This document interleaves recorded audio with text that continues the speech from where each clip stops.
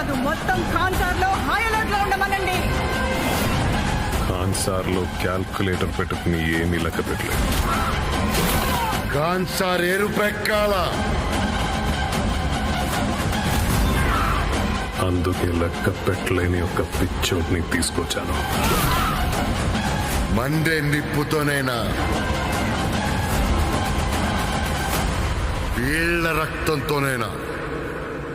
వాడి పేరు గుర్తుంది బాబా.